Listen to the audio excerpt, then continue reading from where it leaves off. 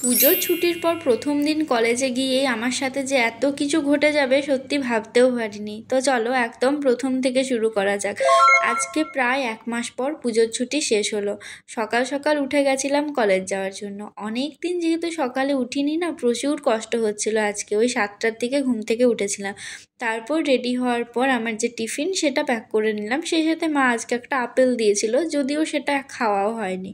বাড়িতেই দেখছি বেজে গেছে 9টা 35, সরি 8টা 35, আর আমার ট্রেন 8টা 40-এ। যদিও ট্রেনটা লেট থাকে, কিন্তু বার হওয়ার পর দেখলে একটা বড় ট্রাক আটকে গেছিলো রাস্তাতে। এরপর যখন আসি স্টেশনে দেখছি ট্রেন অলরেডি ঢুকে গেছে। সেই ট্রেনটা যদিও দৌড়ে পেয়ে যেতাম, কিন্তু আমার না মান্থলি টিকিট করা ছিল না। অজ্ঞতা আমাকে টোটো করে আবার বাস ধরলাম, তারপর বাসে করে এলাম।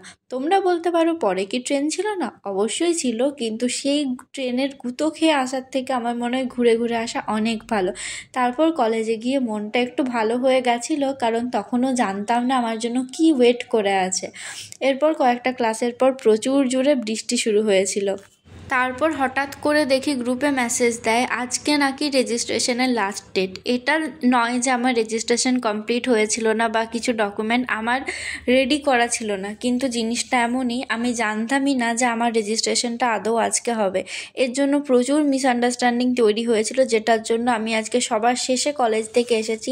প্রায় 5টা পর্যন্ত কলেজেই থাকতে হয়েছে। এত ঝামেলা হয়েছে সেই সব তো আর ভিডিওতে বলতে পারবো না। যদিও দোষটা পুরোপুরি আমার ছিল না, আবার হয়তো আমারও ছিল। যাই হোক, সেসব দিকে আর যাচ্ছি না। আসার পর দেখছি মান্থলি টিকিটটা করে নিই। তারপর দেখছি দুটো ট্রেন ঢুকছে পাশাপাশি, তো যদি দাঁড়িয়ে থাকতাম অনেকক্ষণ দাঁড়াতে হতো, সেজন্য সিঁড়ি ইউজ করলাম।